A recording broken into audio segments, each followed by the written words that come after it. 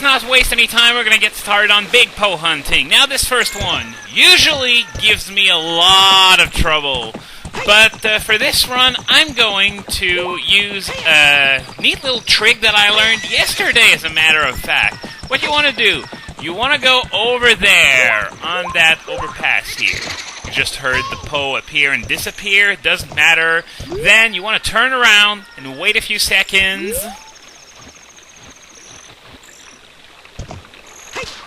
And when the Poe appears, run like hell. Run so you can catch up to it. Try flinging arrows at it as much as possible. Got one hit. 2 hits, they die, by the way, in case you didn't know. Stop missing! I just want to hit you. Come on. There we go, right in the noggin. Alright. So this is usually the hardest one for me because I don't do it the easy way. I try to shoot it from the overpass and it never fucking works. And once you kill one, you do what I just did. Walk up to the remaining spirit and catch it in a bottle. It's just an option. You don't have to pull out your bottle and swipe it at the spirit. Okay, next to this boulder, there's another one. So, come on. You really have to pull out from first-person view at times in order to allow opponent to catch up. Else, it's just going to slow down and the Poe is going to disappear. The Poe disappears when either it hits a wall or you're too far away. So, yes, of course I want to catch it in a bottle. I didn't release all those fairies for nothing. Shut up, Navi. I'm not even going to humor you by listening to you. Okay, third one. By the way, you can do these in any order. It's just that I usually go for the nearest one in order to save some time. What do you want to do? You want to hug this wall here, and when you come to the corner, normally, yeah, the Poe appears. So, and by the way, the Poe doesn't move straight. It goes in every direction imaginable. Well, not really up and down. It just goes left and right a lot, so they're harder to hit. Come on. Come on. Hit! Come on! For the love of God! I'm gonna go all the way across Hyrule Field just for this one. Yeah, look at the map. Look at where we got.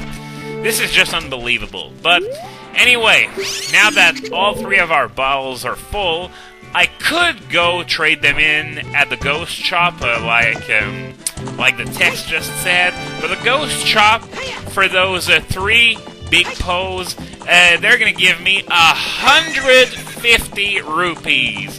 And I only... I didn't mean to have it appear, I guess. I'm just going to catch it next time. You have an infinite number of tries, by the way. But yeah, since I have 480 rupees, I'm not going to turn them in right now. Instead, what I'm going to do, I'm going to head to the Bazaar in Kakariko Village, and I'm going to buy arrows, since I'm going to need a lot more to catch the remaining 7. There are 10 in total, and once you get all 10 and bring them back to the Ghost Shop, you get the 4th bottle. Sort of a shame that you can't have 4 bottles for this side quest, because it would make things a little less tedious. That would mean at least 1 less trip to the Ghost Shop. Man, this man's creepy. But anyway, you can buy 10, 30, or 50 rupees. No, I don't want to buy another set. I'm already full.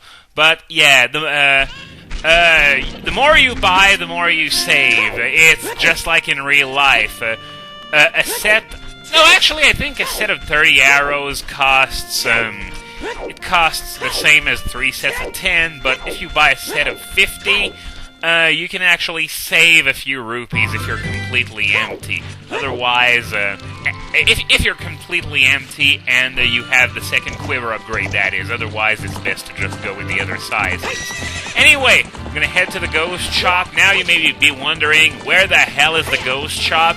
Well, remember the building back as Kid Link that had all these pots and a guard that was bored out of his skull? Well, this is the same building, so this is where we're gonna go. And the guy who runs the Actually, there's a rumor going around, it's not fully confirmed, but that this guy is actually the guard that was here as young Link. Yeah, he calls me handsome, not creepy at all. But the reason why people say this is that there's a line from that guard that I didn't show you. Sometimes he says, as young Link, is that basically he's obsessed with ghosts and stuff like that, and now he's got his own ghost shop. So that's the explanation. Can only hope the world gets even worse. Well, that also falls in line with what the guard said as Kid Link, that if there were chaos in the world, things would be a lot more interesting. So, yeah, I can understand people for thinking that this guy's the guard. Anyway, once that's done, you want to turn over your 3 bottles, and what's going to happen, he's going to buy each one for 50 rupees, and he's going to add 100 points on a certain card that we never get to see. It doesn't even appear on the quest status screen, so whatever. It's just a gimmick to, tell you how many big Poes you've caught, and each one is worth 100 points, and as he says, when I get 1,000 points, I get the 4th bottle. And the annoying thing about this is that you can't just skip this text. You gotta listen to it every single time. At least it's not too much text, but oh well, I guess I'm gonna have to deal with it. Anyway, now that we've emptied our bottles, we can go catch some more of these big Poes. The next one is the one that you briefly saw appear and disappear, and I wasn't really interested into it. And, whoa! And straight through Epona there! Straight? I mean, either straight or right, I don't remember, but, okay, I guess... I was sure that it was this sign that triggered the big Poe. Come on. Okay, there it is. Let's try this again. Ah, there we go. Wonder why it didn't appear the first time. Anyway, let's kill this one. And by the way, yes, almost all of the big Poes have landmarks that you can use in order to find them a little bit easier. Okay, next one. We're pretty close to Lon Lon Ranch. I guess we're going to go catch this one next. There's this tree that's right next to Lon Lon Ranch. This is one of those landmarks that I was talking about. There we go. Let's start shooting. Oh, man! I thought for sure I'd get it, but it started turning around. Okay. Okay, 1. And... come on. Yeah! Alright. I guess I could spam arrows like crazy, but, I don't know. I don't know about that. It just really doesn't work that well for me. Unless I see a wall coming, and, I'm desperate and I need to buy that kill with a few more arrows, then, I'm gonna do it, but otherwise I try to, aim somewhat respectively. Now this tree, I was pretty sure this tree made the Poe appear. Huh. Well, let me just turn around, because if it goes over that river, then I'm really screwed. So I'm gonna try and get it to go in a direction. Oh! It wasn't the tree after all, it was the bushes. Okay.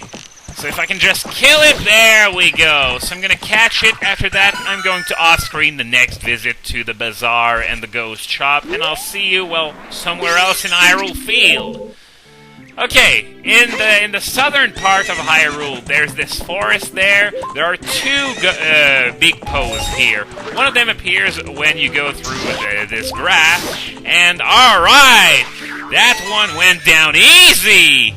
So, let's get down, catch the Poe in a bottle, get back up, and the other one is right nearby. There's a boulder in that forest where, well, you know the drill by now. If you go near that boulder, the big Poe's going to appear and start going in the direction that you're going.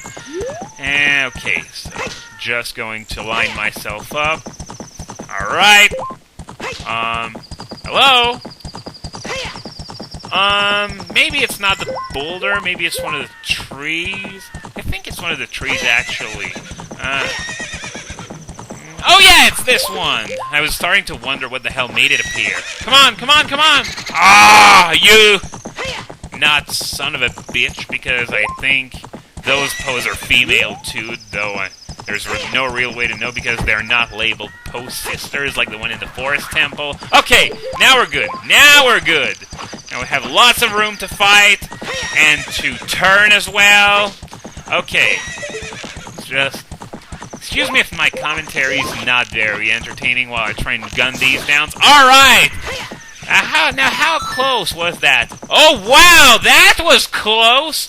One more missed arrow and it went bye-bye. But yeah, commentary is not the best because I have to concentrate at some point to fire those arrows with decent accuracy.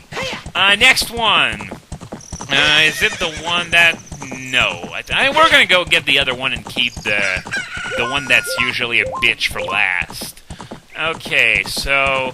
this next one here, it appears when you go close to this tree.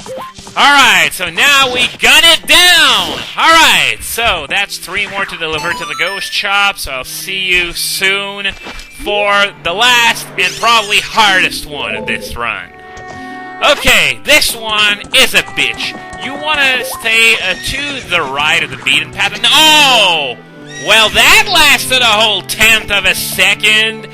Yeah, you can see why this is going to be a pain. There are walls everywhere in this area. So, you gotta turn around, try this once more, stay to the right. And, okay. I think we got this! We got this!